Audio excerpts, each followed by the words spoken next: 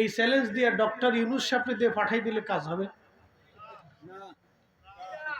আসতে বলেন কেন, ডরাইতেছেন নি আপনারা না ভয় পান? এই চ্যালেঞ্জ কোনো যদি কোথাও মুসলমানদের আজকে আসে, ডক্টর ইউনূসকে দিলে কাজ হবে? সৌদি আরবের বাদশারে পাঠাইলে কাজ হবে? এই আসতে কোনকে জোরে বলেন।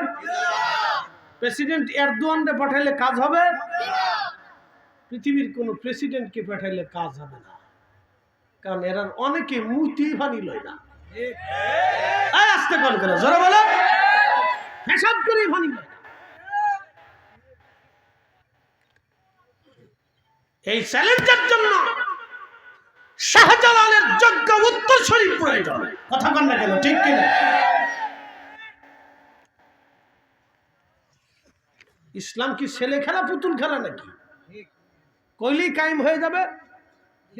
কায়েম করানোর মতো লোক লাগবে। কি কথা বল না কেন?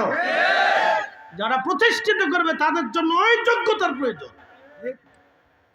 এদেশে যাকাতের নামে প্রহসন চলে, রাজনৈতিক যাকাত। আসতে বলেন কেন, জোরে বলেন। এদেশের অধিক যাকাত চলে রাজনৈতিক যাকাত। আল্লাহর দেওয়া যাকাত কয়জন আদায় করে? রাজনৈতিক যাকাত।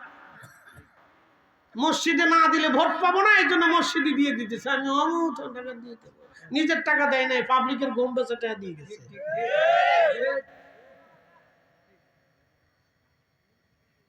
রাজনৈতিক যাকাত ঠিক মতো নাই, এই জন্য আপনি পাবেন না, তাকদীরের পরিবর্তন হবে না।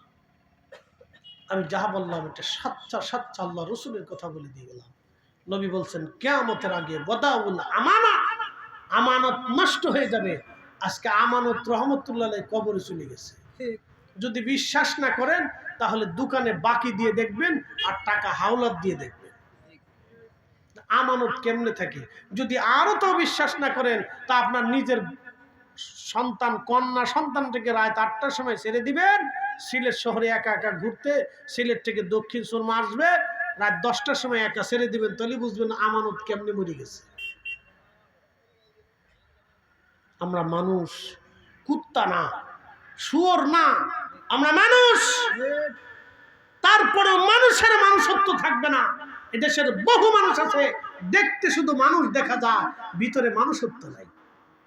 যদি মানুষত্ব থাকতো তাহলে নিজের ভাই কোনোদিন নিজের বোনের জমি 40 বছর ধরে বুঝাই দেয় না। ভাই মরে গেছে, এতিম ভাতিজাদের সম্পদ চাচা ঠিক মতো বুঝাই দেয় না। এই কথা কর না কেন, জোরে বলে। হাজারে হাজারে দেশে আছে কত মামলা মোকদ্দমা সালিশ দরবার, তারপরও দিতে চায় না।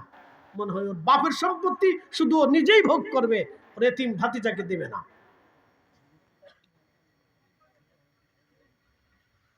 হে আবার টুপি মাথায় দিয়ে প্রথম কাতারে মসজিদে নামাজে যে কাতারে দাঁড়ায়, শয়তান হাসে আর কয় বাপরে বাপ কত বড় সিটার, তো আমার সেই তো বড় সিটার।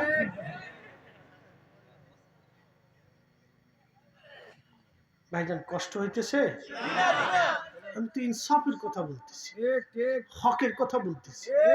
আল্লাহ কোরআনে বললেন ওয়াল আসরি, সময়ের কসম, ইন্নাল ইনসানা লাফি খুস, সব মানুষ ভুলের মধ্যে আছে, মহা ক্ষতির মধ্যে আছে। সে জাহান্নামের দিকে তাড়িয়ে তাড়িয়ে দৌড়ায় দৌড়ায় যাচ্ছে।